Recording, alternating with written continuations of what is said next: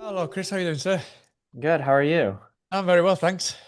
Thanks for having me. No, thank you very much for thank you for having me. Thank you Of for course. giving me a bit of your time to talk about the book, which I've loved. Yeah. I've just Oh, finished that's it this awesome. morning. It's fantastic. I loved it to bits, man. Oh, Great. that's great. Thank you so much.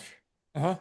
So, the first thing I want to talk about before actually going into the book is, I know that it's selling as a special kind of special deluxe edition with all your artwork and these kind of things. I'm quite curious which came first, the artwork or the story? Yeah, the story did. Right. This book. I wrote it three times. First of all, I wrote it three times to get it right because it was such a kind of a sprawling concept. I didn't know exactly where it was going. I knew I really liked this idea of beings in another dimension slipping through to ours via turpentine. I Okay. just I'm a traditional artist as well as a digital artist, and I use painting mediums. I know a bunch about turpentine. I love it. It's a beautiful thing, and I was just kind of stuck on this idea that I wanted to create a world around that. And so I wrote it once, I think, in starting in 2020, Right. and wrote it again in 2021, and then again earlier in 2022. Then, so pandemic is raging at that point, and um, my agent and I took it out on submission to try to sell it in September of 2022, which in retrospect turned out to be not the best time to do Smart, that. but no, yeah. Yeah, my agent, she's wonderful, but she was like, it seems like the publishers were kind of bound up at that point. There was a lot of work they were still waiting Yeah. on. The Lots of pandemic delayed backlogs a and stuff. lot. Yeah. Yeah. And even my current publisher, Angry Robot, which I have three books with, and I'm about to have a fourth and a fifth, they even passed on it within a week without even, my editor probably looked at the synopsis and went, "What?" And so it has been on the shelf, and my agent is like, she every now and then, just out of the blue, she'll say, "I just can't believe we couldn't sell that book." She was like, "I love that book so much," and it's a tough book to categorize, which is one problem I think that a lot of the publishers had is how do you even talk about what this book is about? It's Yeah. it's kind of tough to describe. So, long story short, to answer your question, I have been doing chapbooks with Rapture Publishing Right. for about a year, and I do all the art. And Mitch Hull, who owns Rapture Publishing, has always been in that edition world where, sort of like in the same world as Earthling and Thunderstorm and some of these other, and Levidia and some of these other companies that will do a limited edition book. He kind of lives in that world because so he understands it. And a few months after he and I started doing the chapbooks, he just asked me, he was like, "Do you have any novels laying around?" And I go, "Yeah, I got this one." And I kind of described it to him, and he was like, "All right, send that to me." And maybe a few weeks later, he texts me and he's like, "Hey man, I'm 20% into this thing. We got to talk." And so we did. And he was like, "Look, because he had been wanting to put out a novel. And he was just like, this novel's so up my alley. He just loved it. And we started talking about doing a limited edition for this, which is interesting because often the limited edition comes second. Yeah. Um, you know, but it's happened before. Philip Fracassi did Boys in the Valley as a limited edition first. Tyler Jones has done several limited editions first before getting any trade deals. So I was like, hey, this might be an avenue to find a larger audience, even if it's not. It's a way to get the story out, and I'm not super precious about, um, you know, finding the exact perfect. I would love for it to be a trade widely available book, and maybe someday it will be. But I really love Mitch's enthusiasm and his attention to detail. And so when I started talking to him about it, it was obvious that he was like, I need art for this because limited editions, most often they include art. And I'm a big fan of people like Brahm, who Right. he illustrates most of his own books. And I was like, this is a great opportunity because even though it's a limited edition, not a trade publication, I wouldn't have the opportunity to do art for any of that other stuff. Yeah. So this one is, yeah, it's got like 20 illustrations. I did the cover. There's an interior map. There's a whole lot. There's end papers. So this one is all done up in a Sorry to neat little book. interrupt, but is that all full color? Because I just read it on my Kobo, so I Yeah. just it was black and white. So I imagine it's all full color. Well, so there's going to be two versions. There's the one that you can order now, which is the $65. The cover and I believe the end papers are color. Right. The all the other images inside, no, that's not true. There's a tip-in sign sheet that Philip Fracassi and I signed, which is a color um, a color tip in, and it's of one of the characters. It's of a character called Isilgissa, Right. the stick witch, Uh-huh. and so that's in color. So there's a few color, but most it's black and white. Now most of the pen and ink is just black and white, right? But there are a few that are kind of more done as a digital art that are color.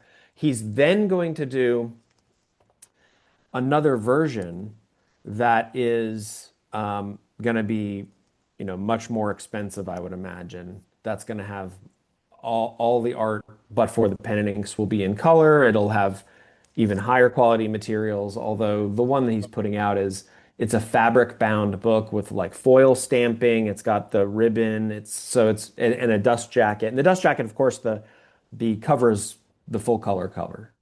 Right. Uh-huh. Yep. But it doesn't come with the turpentine can. I've seen a few arcs floating around. That's fantastic No, marketing there. no, the the turpentine can was our guerrilla marketing strategy because it's such a small publisher. We were like, Yeah. what do you do? Because nowadays people are getting really creative. People will do little movies and stuff like that. And it was actually a joke.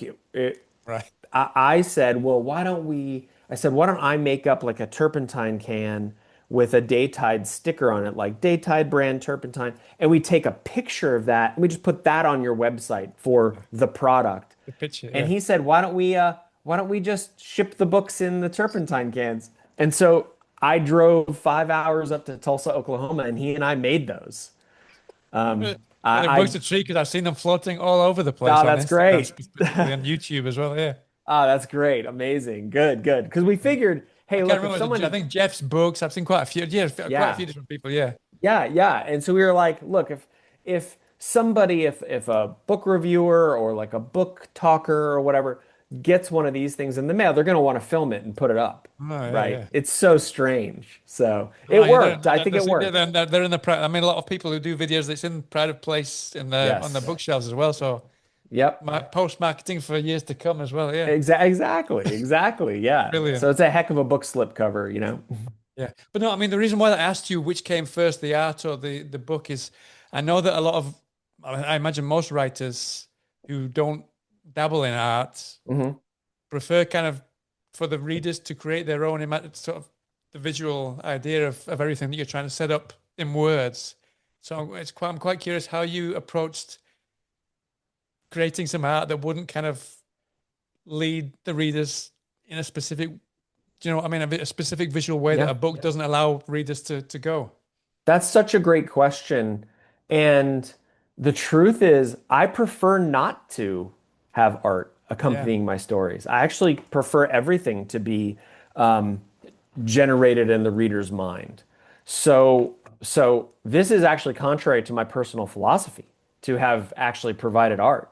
So I was careful about what I illustrated. There's sort of there's a lot of the art that is provided is sort of zoomed in. So you get to see kind of one thing, but it doesn't necessarily show you the wider world. You might Yeah. see a character or a hint of a character. There is one character that I drew. Her name is Hadriel, and I drew her. So she's really the only one you actually kind of get an appreciation for what she might look like. And I was even wary of doing that, but I had described her pretty thoroughly.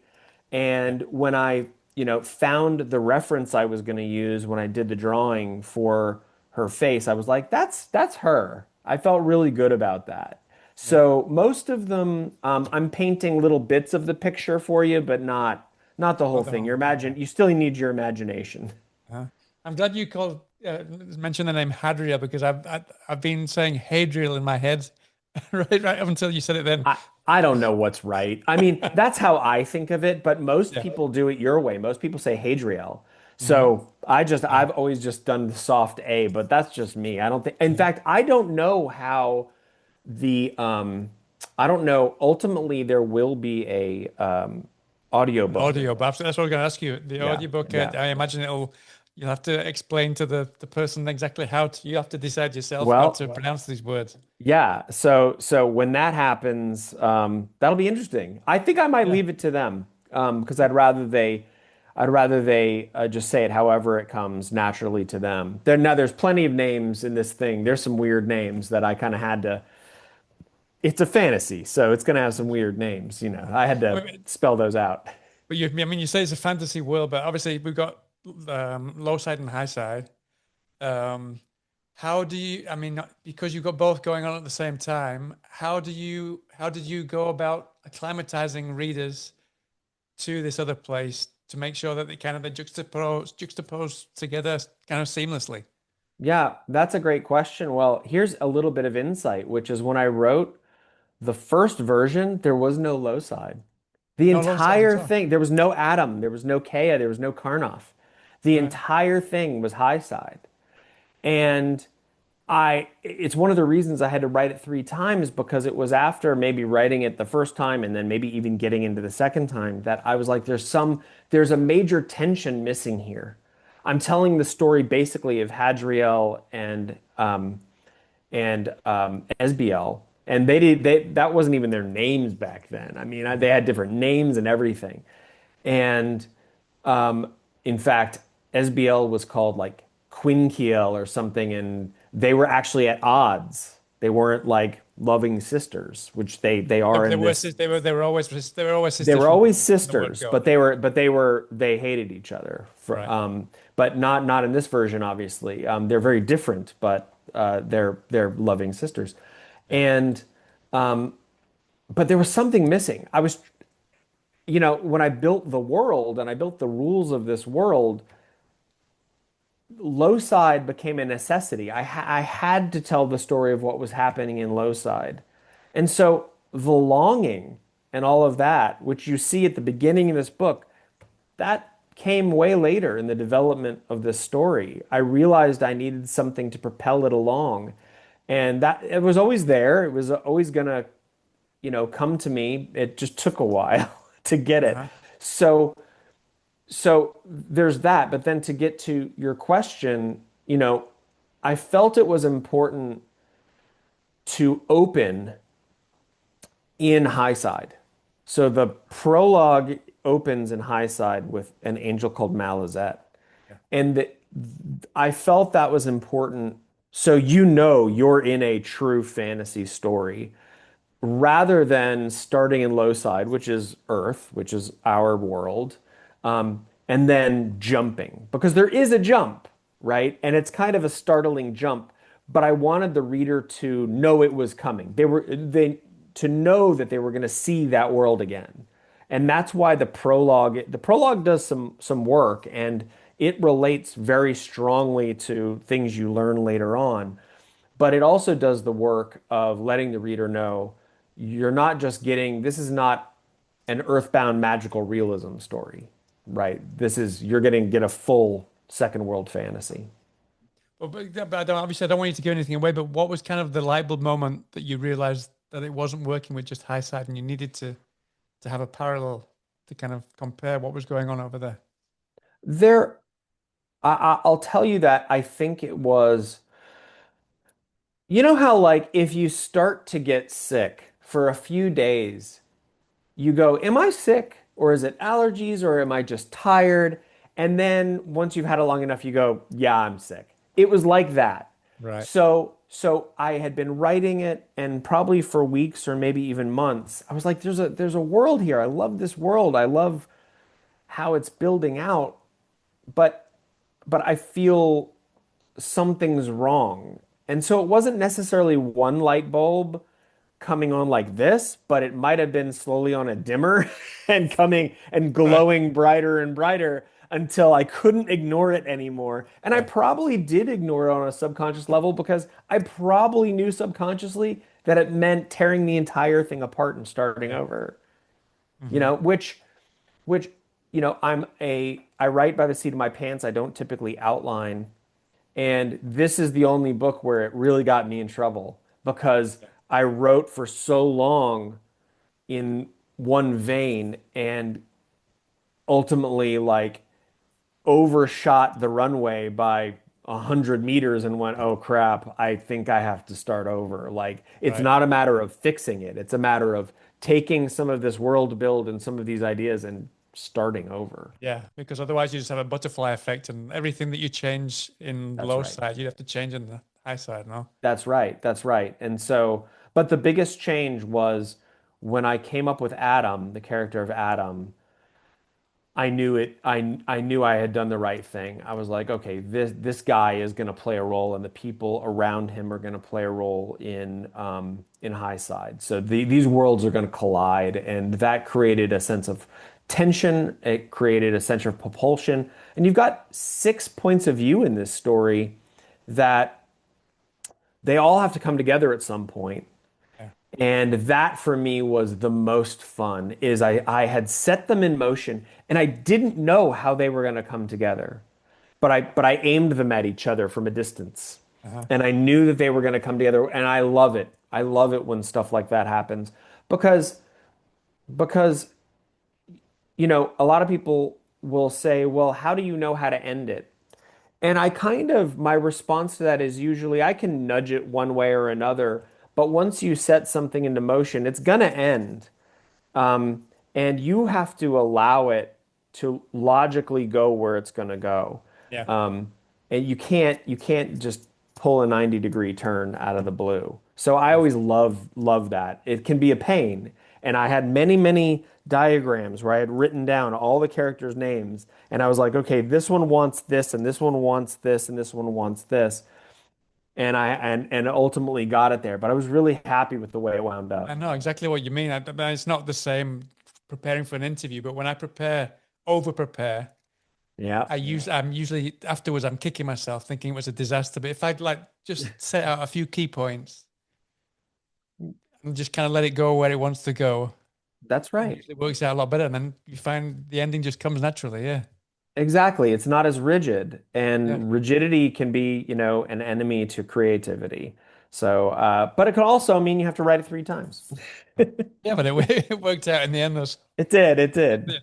Uh-huh.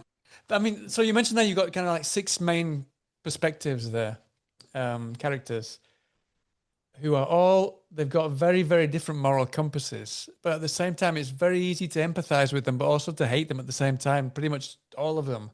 So how did you kind of gauge that? I know, like you said, that you don't like to be kind of overthink things and try and plan it all out. So how did you tackle all those six different perspectives that kind of really take the reader for a rough ride in terms of their moral compass as well? Because Yeah. you really left me kind of not knowing who to root for in the end. Well, I think the television show Breaking Bad did such a good job of that, Right. where in Breaking Bad, in one episode, you are like, you are the worst person on the planet. You're absolutely evil. And the next episode, you find yourself Yeah. rooting for them, right? Um, and so I think it all comes back to, it might be cliche to say it, but it all comes back to really firmly establishing the motive and the motive for each one of these characters, right? So they're very clearly defined. Kea has hers when she's pulled into high side. Kea has her motive. It's very clear. SBL's motive comes about because of Kea. Hadriel's motive comes about because of SBL. You know, um, Adam's motive comes about because of Mrs. Campbell. Yeah. And then also, his motives grow and change along the way. Karnoff has a very well-defined motive once he realizes what's going on. So when somebody wants something and they justify it to themselves, often that's a great way to get the reader on board with them. Yeah. Because if they understand why it's justified, you're kind of like, yeah, I want you to get that. Um, and so long as it's just not a pure, like, oh, I'm just an evil guy, Yeah. right? Um, each one of them, even Karnoff, believes they're doing the right thing. Yeah. Everyone is right. Everyone's quote unquote, everyone's the hero of their own story. And that's kind of how all of these people um, view themselves, and not in necessarily a egotistical way, but that they're trying to do the right thing and they're trying to advance the ball. And sometimes they have to sort of say, well, I guess the ends justify the means. That would definitely qualify for Kea in a Yeah. big, big way, and for Karnoff, right? Hmm. So I think that if you have believable motives and you have characters that are earnestly trying to meet their goals for what it is they want, then it's kind of makes them easy to root for. Um, and if they come from a place of strife. I mean, that clearly Kea did, Adam did. Um, Karnoth are it's arguable. Yeah. Hadriel and Esbiel live in a world where they're basically in servitude, right?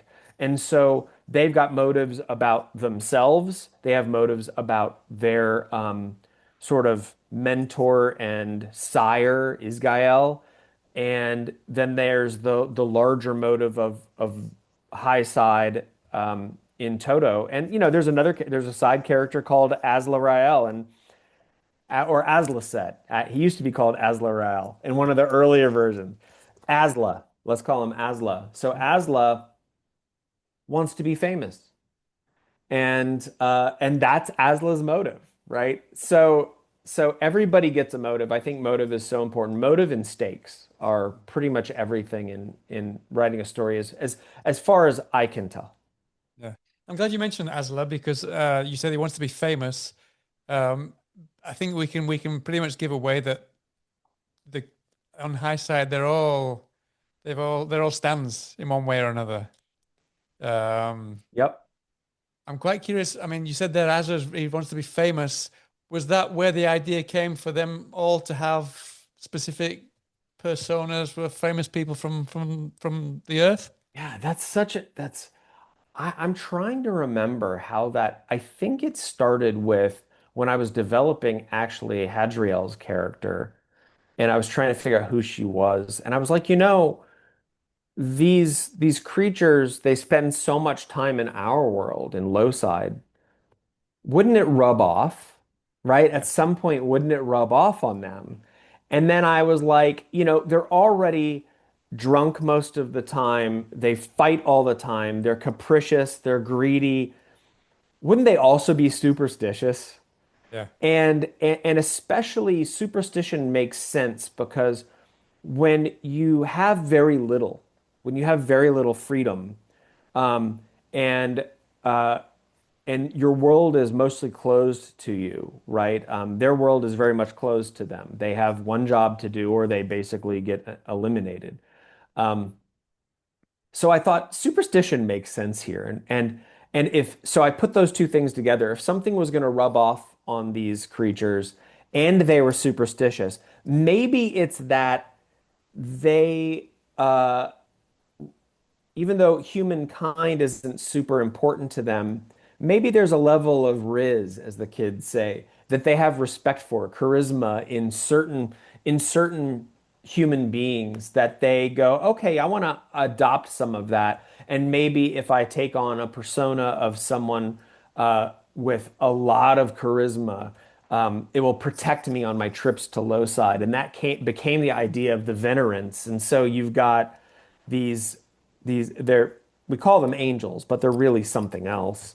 Um, Dressing like, painting their faces like whoever they decide they want to emulate, right? You've got everything from David Bowie, of course, with Hadriel to, you know, Jean de Clisson, right? The Lioness of Brittany that Aslicet really likes, Yeah. or Prince, or, I think Chapel Roan or Cher. Uh-huh. I mean, that must have been so much fun to decide which characters, which real life famous people to choose from. But how did you decide? Obviously, I don't want to give too much away about each character, but how did you decide the different characters that you wanted to kind of have in there and make sure that it didn't feel kind of nonsensical, if you know what I mean? It didn't. Yeah, It fit perfectly. But how did you manage to kind of know exactly which characters and how to dress them and to make it feel believable in a way, even though it isn't? It's completely surreal, but it is believable right. in the end. Yeah, That's a great question. So, if I had gone too far with it and made it too big a part of the story, I think it would have gotten cheesy and I think it would have lost itself. yeah, And that's what I mean. Yeah, it would have stolen from the story. It's almost, you know, I don't set up high side and sit there and explain to the reader, here's high side. Some of these angels dress like people and here's why they do it and all that. In yeah, the very first scene, you just start seeing that some of these angels are dressed like celebrities, yeah. You just I right? just took it for granted pretty much straight away. Yeah. Yes. So you just accept it as part of the world build that this is kind of what they do.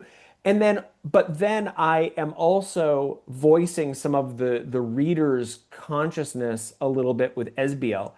Because SBL hates the ideas of veterans. She Right. thinks it is stupid and that only an idiot would do it. And of course, her sister does it. Yeah. But that's sort of voicing like it's not to be taken super serious. This is just something they some of them choose to do. They're even though they are an oppressed species, the one thing they kind of have is their self-expression. And so they really lean into their self-expression, which is what I think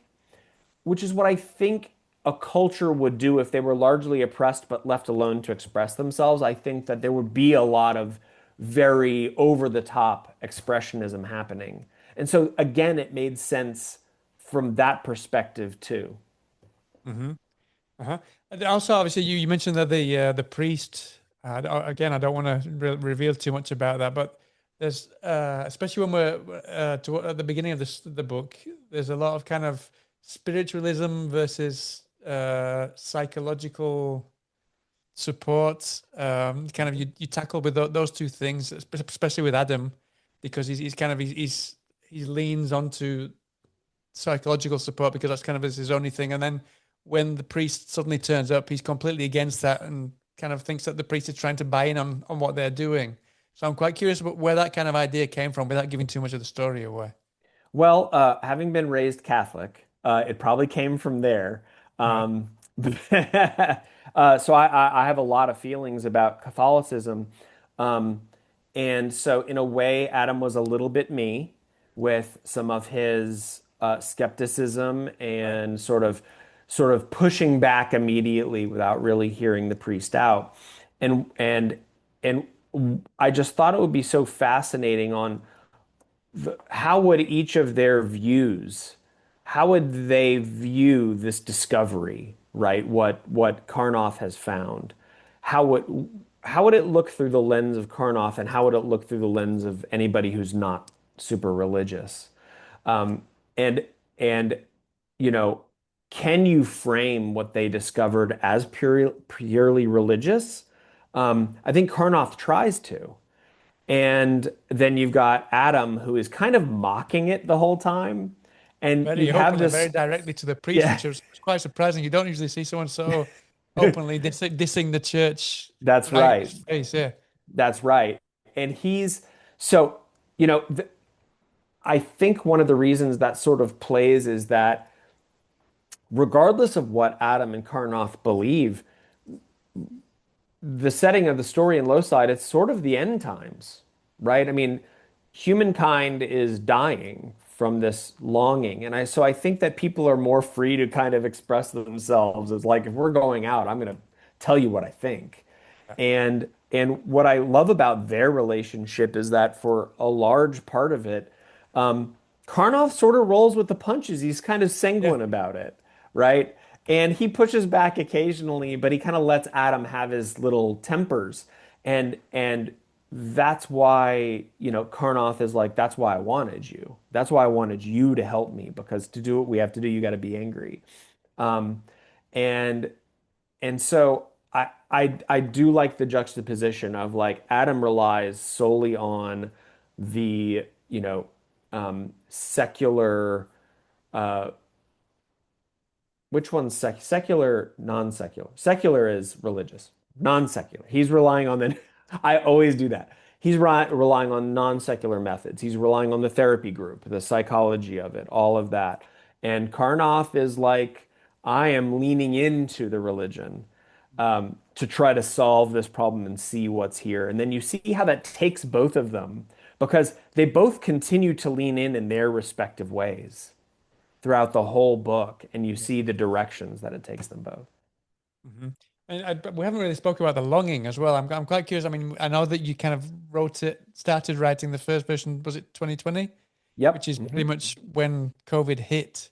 So I mean, Yes. I imagine, I mean, it's an obvious question, but I imagine COVID played a kind of a big part in the longing and this idea of depression. And Well, but at so the same time, see, I want to explain it without giving it away. But the longing uh, kind of comes from, I read it as kind of unchecked power and this addiction to more power and kind of it's really difficult to not give it away. But this kind of the power being sucked from people who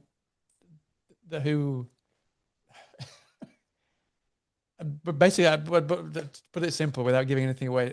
Basically, wanted to ask you where the idea of the longing and the yearning for power at the same time kind of clashed in your head, and you realize those were the two things that you wanted to kind of really focus on in the book.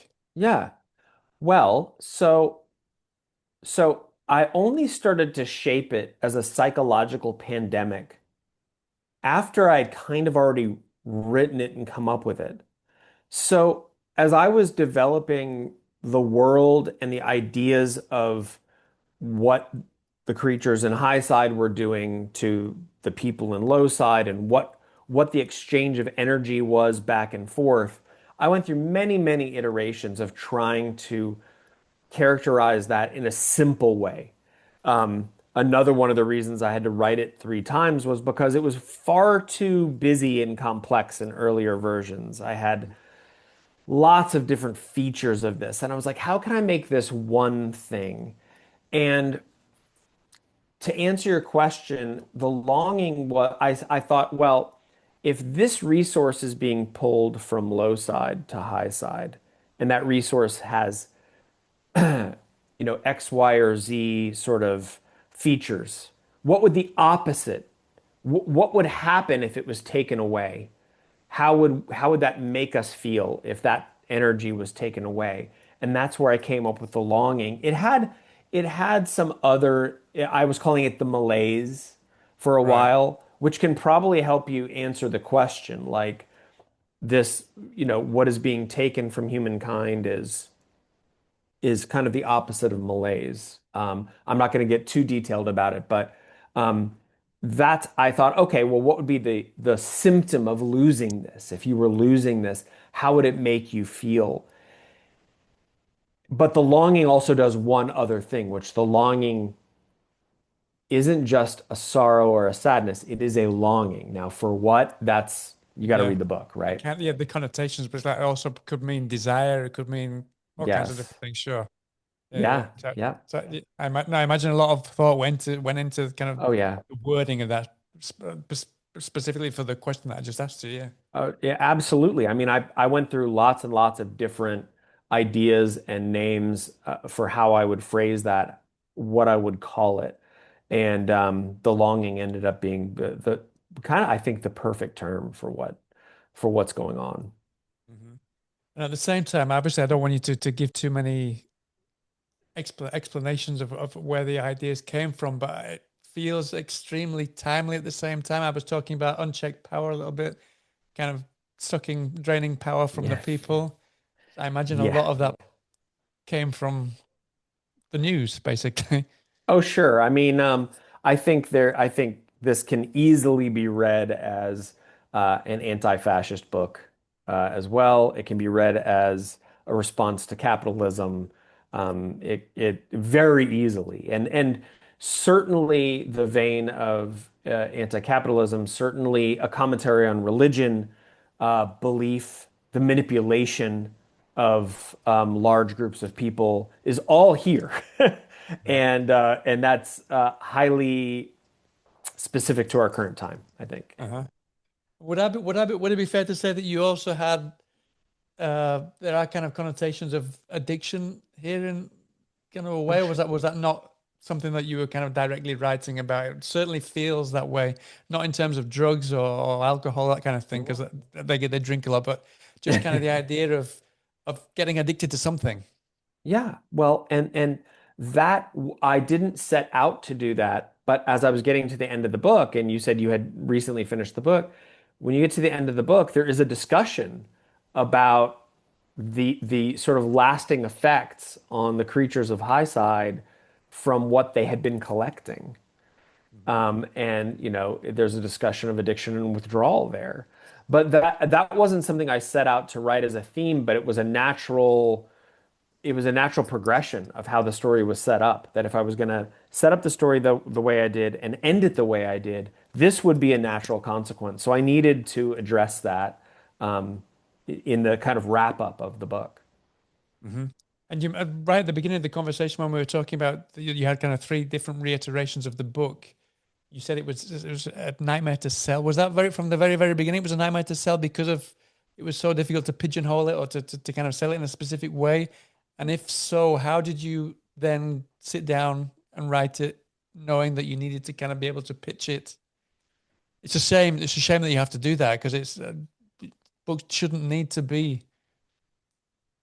set into specific kind of Right, they genres or shouldn't, right. subgenres. So they shouldn't have to be tailored to a bookshelf in a bookstore, Yeah. right? Uh-huh. Um, so that's, I mean, this is it's a tale as old as time, right?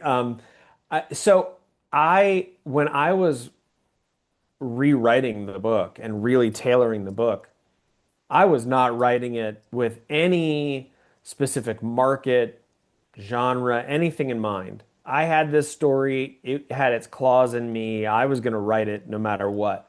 Um, so, of course, the third version is what we took out on sale. So, basically, the version you read. Now, with Mitch and I, you know, he edited it. We went through it. I added a few new chapters. I, you know, honed it and polished it even more than it was when we took it out on submission originally in 2022. But that was pretty much the story.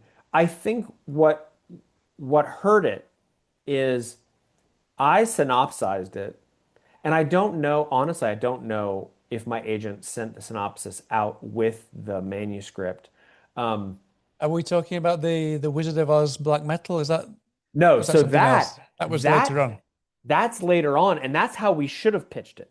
Right. Um, it's because that's like that gives you an idea. Whether you read the book and think that's right or wrong, that's definitely and in black metal is it doesn't mean that's necessarily the soundtrack to the book. I No. mean, if there's a soundtrack, it's probably David Bowie. But black Yeah. metal in the sense of we're attacking some very big ideas. Religion is a big part of this. It's a dark, dark book. Yeah. It's very powerful and it's going places. If you listen to a black metal concept album, they're crazy. That's kind of what I was talking about. And then a Wizard of Oz, you have a crossing over. You have Yeah. basically you basically have three Dorothys in this book. Yeah. Okay. No, yeah, Um, but very much so towards the kind of the third third of the story. Very much there was some stuff that really lent into Oh, yeah, sure, sure, of course. those, yeah, And so no, we didn't have that nice tight elevator pitch right, when we were pitching it in 2022. I think I think my agent had said she was pitching it as this is pre Neil Gaiman coming out as a sex pest. right. Uh, she was pitching it, I think, as kind of similar to American Gods. Now, I don't think that fits great. Um, but there are some similar themes. But I think of American Gods as pretty much a a road trip across the United States that Yeah. Neil Gaiman probably wrote off because he just went and visited a bunch of places and then stuck them in the book. So I don't think it's American Gods at all. I think it's Wizard of Uh, Oz. Like I Wizard of believe it's Oz. There's kind yeah. of elements of kind of Thor, a little bit of Thor in there, that kind of thing. Yeah, yeah, Yeah, there is. Somebody else said it's got a little bit of his Dark Materials, like the right. Golden Compass. Yeah. I heard someone else say it's um, now I have not read Between Two Fires, but I have to. Oh, I haven't They known. compared it to Between Two Fires and The Library at Mount Char. Now, The Library at Mount Char is like one of my top five books of all time. I love that. And it is a similarly impossible book to explain. Yeah. Like you can't do it. You could only do it in like one sentence of it feels like this, but then you just have to go and read it. And so, look, not all this is not a high concept book. High concept meaning one that is easy to explain, right? Um, I have written high concept books. My debut was a book about a society, a near future dystopian story about a future society segregated by blood type. That's high concept. It's easy to understand. Yeah. Um, I wrote a space opera about two stoners who get abducted. Okay, that's easy to Yeah. understand, right? Um, and so I know high concept, but this is different than that. You can't sit there and try to synopsize it, which I tried to do in 2022, and I think I just confused the editors, to be honest. Yeah. Um, I could have done a better job of that, but it's still a tough book to kind of pigeonhole. But it's a real shame. I have the same conversation. I was just speaking to another director, uh, Brad Anderson, Hmm. about his new film, which is kind of very difficult to. It's like a creature feature, but it's not a creature feature at the same time. But the trailer they had to sell it as a creature feature with full of action and Hmm. stuff, and it's not like that. And he was exactly Ah, the same. He was like, I don't love creature features that are all out action. I want a slow burn with there's a father and a daughter there, the relationship, and but they sold it as this creature yeah, feature, and it was the same. And it's a shame yeah. because we shouldn't have to sell it in a specific way. I We need agree to with you. surprise. We need to surprise the audience and You just know, let them go for the ride. I agree with you. It's funny. It's funny though, because I wonder what the better way is because at the end of the day, you go to a bookstore and there's shelves. So how are those shelves organized? And that's the Yeah, kind of the question is what's the best way to organize those shelves so people can go to kind of what they want? Because whatever those shelves are is what the categories are going to be yeah, when you try to sell a book. So yeah, we're pitching this as a horror fantasy. It can also be called a dark fantasy. Um, I think there's enough horror in it to where horror is perfectly reasonable, but it might be also qualified as a dark fantasy. You could do either. yeah. No, definitely. It's a bit like King Sorrow, which I don't know if you've read King Sorrow. I have not, but Yeah, I but have to get to Lost that. in the People Heart love is it. fantastic. It's Yeah. fantastic. I mean, I'll be completely honest with you. I'm not a fantasy fan typically, Hmm. but King Sorrow, and then another book that I've just read called Daytide is just fantastic. And I'm just so I love fantasy. Well, I don't love fantasy, but those two are really kind of getting me Oh, excited to that's read more awesome. fantasy books. So yeah, That's great. Well, um, you know, I think the fact that I haven't read a lot of fantasy in my life, um, I could probably rattle off 5 or 10 titles. I've never read a lot of yeah, those. And honestly, I think that helped me here because I didn't know the rules. And I didn't have them in mind. I didn't have the story beats in mind at all. And I wanted to create this other world. I wanted to create a world that no one had ever seen before. And if they had, it was pure coincidence because I sure hadn't. Uh-huh. And I think that that gave me freedom because I was completely ignorant of the fantasy rules, Yeah. right? And just made what I hoped to be an original world with original beings in that I world. couldn't tell if it's original because I'm not, like I said, I'm not a huge fantasy fan. I mean, I think Yeah. the reason that I didn't really read much fantasy was because we had to, it was part of the school syllabus was to read The Hobbit when I was like 6 or 7 or 8 years old, like, I Oh know, yeah. really young. I was like, what is this? I don't understand this. So it just kind of turned me off instantly fantasy until the last year or so. Yeah. Oh yeah, yeah. Well, I'm glad you enjoyed that. I really am glad you enjoyed it, and Uh-huh. maybe it will have something for people who haven't been in the fantasy land for a while. I'm kind of with you on The Hobbit, man. I read it to my daughter. We read it together, and I hadn't read it since I was a kid, and I was like, uh nothing really happens. You know, Yeah. sure, some things happen, and then it's funny because there's a war at the end, but you don't see it. Yeah. I'm like, Uh-huh. wait, isn't that the thing we were setting up for? Yeah, yeah, no, It's exactly. a I mean, great story. honestly, I'm not gonna. I mean, I was like knee high. I was like honestly 6 or 7 or so, Yeah. which is, I think it's way too young to read a book like that. I mean, Oh, I it's agree. I huge agree. thing. Yeah. Yeah, totally. I agree with you.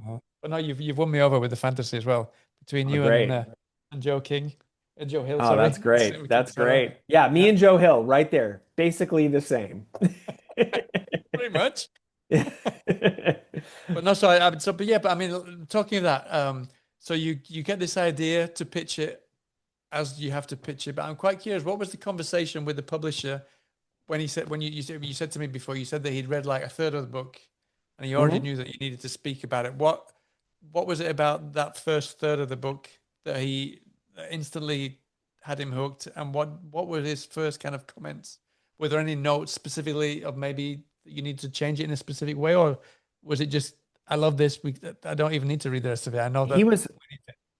Yeah, I don't want to make it sound like it was just amazing, but but he just kept texting me and saying, I really want to talk about this. This is right up my alley. I love this. It was all very sunshiny. And Yeah, then when he sent me his notes, and there was one scene that he wanted more. There was a scene with Isilgissa, the stick witch.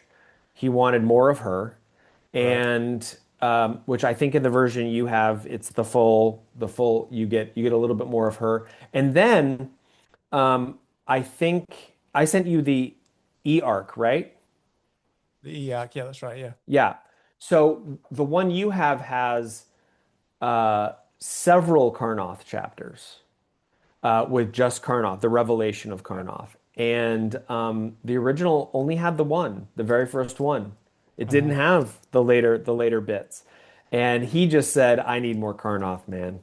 And Yeah. so those later chapters are what I came up with. And those were the big notes. I expanded the ending just a little bit to kind of not have it after such a long book. It's very easy sometimes to kind of make cut your ending short a little bit. Yeah. And so I made sure that we got the full picture. It didn't just end with, the climax. We got what happened to everybody Yeah. after. No, no, no, I'm glad you did that because that's like what happens. Just like you said, so many books you invested for 800, 900 pages or whatever. Yeah. And then the last 3 pages, it's like, and that's it. See you later. Yeah. Yeah. Yeah, exactly. And I tend to kind of be of the school of just go whoop, like there it is. We're done, guys. Uh-huh. See you later next time. No, But no, this no, no. one definitely earned having a little bit of a, I don't know, the French denouement. Yeah. Yeah. Yeah. Right? Yeah. Because I Yep. live in Spain. So yeah. So there's it's a Okay, similar there you word in go. Spanish. Yeah. Yeah. No, yeah, but no, I'm exactly. I feel the same, especially with movies as well. There's so many movies that you expect a huge, massive payout at the end, and it just they finish it in Yeah, 30 seconds, and it just kills the exactly. movie in the end. Yeah. Yep, Uh-huh. exactly. You need to decompress a little bit. Yeah, exactly. I don't know, you just need to kind of to let it kind of simmer off and kind of kind of let it mull in your imagination, but still carry on with kind of like 10, 20 That's right. pages to keep it. And I think that makes it last longer as well. Yes, I agree with you. I agree. It actually, if there's a smooth off ramp, that book might stick with you longer than if it just Yeah. ended abruptly. Uh-huh. For this one, for example, I mean, usually I'll jump straight from one book to another one, but when it Hmm. ends like that, gradually, I just kind of put it down and sit down, maybe leave it for a couple of days, and then start a new book. Yeah. Yeah, yeah. Well, Uh-huh. that's lovely. I mean, I'm glad you enjoyed it, and I'm glad you found something you liked in fantasy. Two in a Uh-huh. row, King Sorrow and Yeah, yeah, yeah. Daytide. That's great. And not short books either. Yeah, yeah. Yeah, no, not at all. I mean, now Daytide's a novella compared to King Sorrow.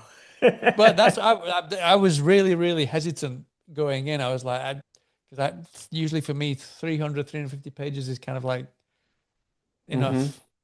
But I just flew through King Sorrow in a That's what few I've days. heard. I flew through it just so it just really really catches just pulls you in and you just cannot stop reading it. It's so Yeah, I good. can't wait to read it. I mean, that's one that I have heard only universally amazing things about. Yeah, no, it's Yeah. fantastic. I got the this is the Broken Bind. I don't know if you're aware of Oh, Broken Bind. yes. Does it have the scales? This has got the scale. So I was going to say this is the perfect way to read it because you kind of you Oh, feel it while you're reading. It's perfect. Yeah. oh, that's amazing. That's so cool. Uh-huh. Oh no, it's great. And that was my first Joe Hill book actually. Really? Okay. Yeah, Yeah. yeah, yeah. Yeah, you got a nice stack there. I've got yeah Got the Tingle broken and Black Crow and Broken Banner just beautiful editions. And if you yeah. look if you want collections, they're just fantastic. Those guys. Yeah, those are great. Those are Yeah, great. yeah. Uh-huh. So we didn't. I wanted to ask you a question about you. I mean, you said that Daytide was described as the black metal Wizard of Oz. I know that.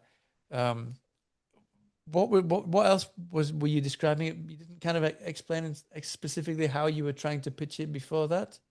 I mean, basically, we were synopsizing it, summarizing it, and I don't know that I don't know that I had a one line elevator pitch when we Uh-huh. were doing it in 2022. And of course, usually it's my agent she'll come up with whatever she comes up with and she pitches it to the people the editors she takes it on sub to. So, that's often not something she shares with me. Some agents do and some agents just don't. They're like, here's my language I have with my editors that I deal with and I talk to them. So I don't know exactly how she pitched it. Uh-huh. Um, but and sometimes we'll talk about how we'll pitch it, and sometimes she just says, I'm going to do it. I'm going to do it. Uh-huh. So, I mean, we talked about the visuals, we talked about the writing, but I'm quite curious because there are a lot. I mean, you said there that if the book was to have a soundtrack, it would probably be David Bowie or something like that. Um, I'm curious, when you write books, does music kind of, do you have something, a playlist or something to kind of to get you in the kind of mood that you want to set in the books? so I don't listen while I write, but I'm always listening. I'm a huge, like, like is probably obvious. I'm a huge metalhead. But I listen to everything. And for this one, I was listening to a lot of uh, Ghost. And Ghost specifically, they had an album called Impera, which had come out when I was probably working in the meat of working on the third rewrite. And they have a song called Griftwood, and it's all about religion. Um, and it was kind of the theme song. I would listen to it every day as I was driving home from the coffee shop when I was writing. Uh-huh.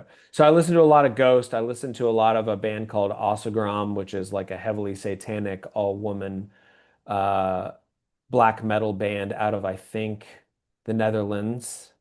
Right. And Skeleton Witch, lot of metal, but all in between writing. When I write, if I listen to anything, it's usually thunderstorms or piano music.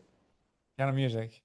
Any Yeah. piano music, any specific piano music that you listen to? The Because I'm the same. If I'm reading, I can't listen to to songs with Right. lyrics or anything like that. You just can't.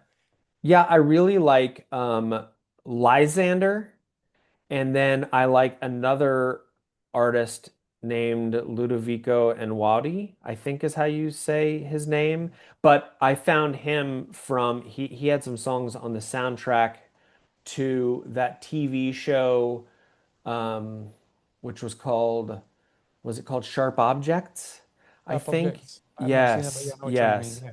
And in fact, my alarm on my clock for 8 years has been his song Ancora. It's a beautiful song. And so, yeah, so usually Lysander or him or Thunderstorms. You mentioned the clock alarm. Now I'm quite curious because I was watching it on Instagram. Hey, who was it now? CJ Lead. She was Yeah. saying how she wakes up at like 3:30 in the morning to write because that's the best time. There's no one around. So she's like 2 hours. She'll get a whole lot of work done from like 3:30 to 5:30 because there's nobody around. I'm quite curious what times and what kind of process do you try to aim for when you're writing a book? Well, I was going through a get up early and write period when I was writing this. I was getting up at 5 and writing for probably 2 hours before kind of getting into the day and getting my daughter to ready for school and getting her to school and all of that.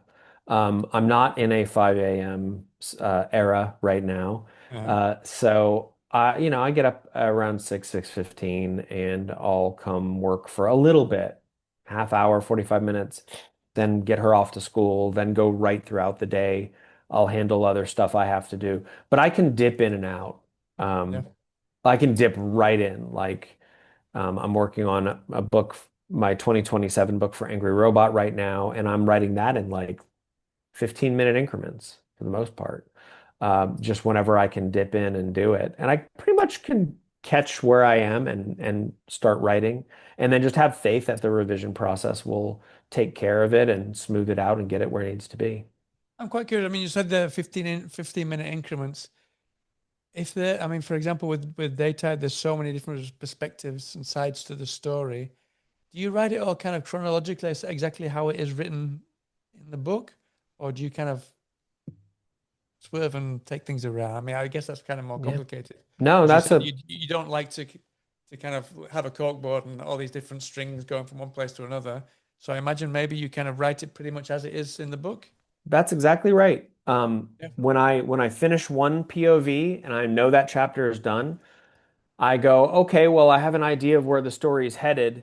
Who comes next? Like whose story do I need to tell now to advance the story forward, answer questions that need to be answered, ask new questions that need to be asked. Because I think that that's how you write a propulsive book is the reader's trying to answer questions. And so that usually dictates who comes next in a multi POV book. My book that comes out later this year, Worry Box, is a family story, and that book has 5 POVs. right. Every member of the family, and that one was kind of the same way. I did on that one. I did get to about 100 pages in, and I needed to sort of go, okay, I need to hit these next 10 beats. And so I did kind of outline that a little bit, but then I just set it down and I started writing. Um, Daytide was there was no outlining at all with Daytide. Uh-huh, fantastic. So just before I let you go, I don't want to keep you too much longer. You said that Worry Box is coming out later on as well this year. What can you tell us a little bit about that? And is it also horror? Yeah, sure. Yeah. Sure. So Worry Box is coming out from Angry Robot. They're the ones that have published my other Yeah. trade publications. And Worry Box is about a family that has taken in a foster child. They want to foster a child because the husband was a foster child and wanted to sort of do something for a foster child. So they have a foster little girl, and but she suffers from extremely debilitating and violent intrusive thoughts, Right. and they move into a house that has issues of its own. So that is sort of the elevator pitch for Worry Box. So it's a And very it's much a psychological horror, I imagine. And if it's just talking about intrusive thoughts, ruminating, and all that kind of thing. yep, this is psychological, but it's also, I like a dose of legit supernatural in my stories too. So Uh-huh. you're gonna get some of that as well. Good. I Yeah. was never I like 2 or 3 years ago, the same as fantasy. I wasn't a fan of supernatural. I love my horror to be really Hmm. as realistic as possible. Now, Yeah. I mean, there's like Rachel Harrison, for example, fantastic Hmm. Yeah. supernatural stories. Yeah, there's so many. Yeah, yeah. So I can't wait to read this Warrior box. Yeah. Oh So yeah.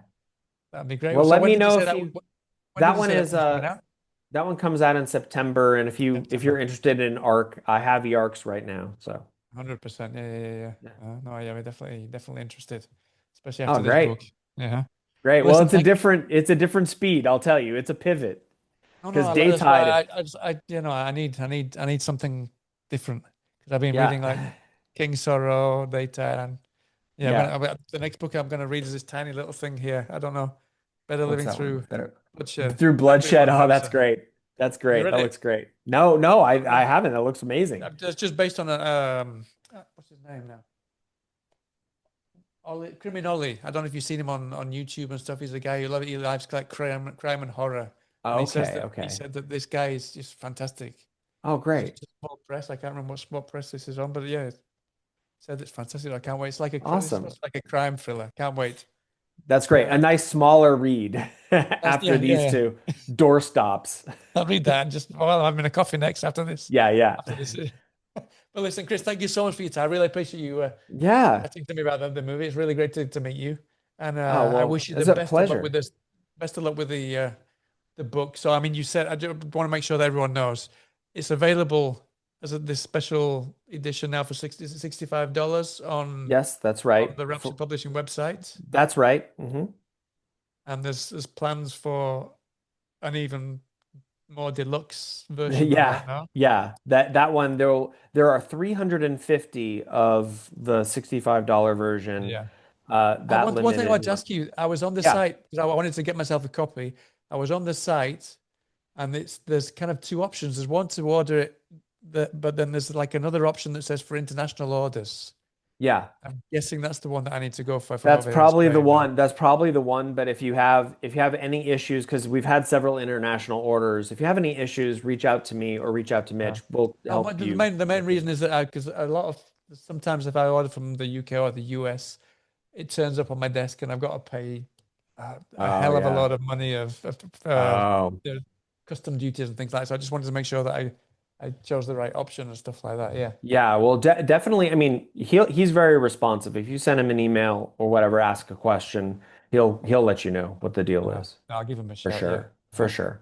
Yeah. Uh-huh. So you got those two versions, and then fingers crossed, will there be some kind of? I mean, you mentioned there was going to be an audio book version, no? Yep. There will be eventually an audiobook version. And Yes. an ebook, and then maybe a trade version. So either there is no ebook or trade version in the works now. Right. The hope is that Daytide catches on and it gets enough buzz that maybe a trade publisher will swoop in and want to publish it as a trade volume.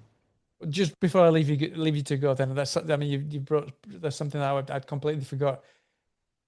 So many people now, authors are on Instagram saying that you need to pre-order the book. It's so important. Yeah. People just don't realize how important that is. And um, I can't remember who it was, but one author said that not just are you doing helping the author out, but at the same time you're doing yourself the service of ordering a book and then forgetting that you've ordered it, and then 6 months later you get a book and it's like, hey, what a surprise!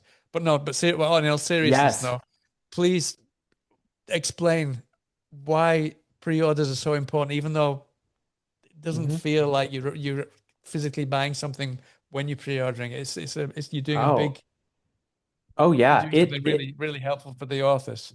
Yeah, when you pre-order books, it's an indication to the publisher and the booksellers and the distributors about they look at it as an indication of how this book is going to do and whether they're going to get behind the book and whether or not they're going to order the book into bookstores Yeah. based on what it's doing in pre-orders and pre-sales. So it's funny. It's like it's brutal that, part of the history of the book of how well it's going to do is dictated before it ever even comes out, Yeah. Yeah. Uh-huh. right? Before most people have reviewed it or seen it or written I about can't it. remember which book it was, but I've just spotted that another book has gone into second print before it's even Mhm. come out, thanks to the pre-sales. That's exactly right. So pre-sales are everything, really. Uh-huh. Well, I'll add a link underneath the video where everyone can grab a copy on Oh, Rapture. great. That's so nice. And Thank you. no, no, no, it's my pleasure. I'm just glad that I was got to speak to you all about it. Again, thank you so much for your time. I wish you the best of success with the release. Are you gonna take it on tour or anything like that? Yeah, we'll do some events. We're going to be at AuthorCon in Richmond, Virginia on February 26th, 27th, that weekend. And that'll be the weekend it comes out. So we're going to have copies there and, however many are left. I know a bunch have sold already. So hopefully the thing sells out and we can tell big publishers, hey, look how good this did. And they'll buy it. Uh-huh.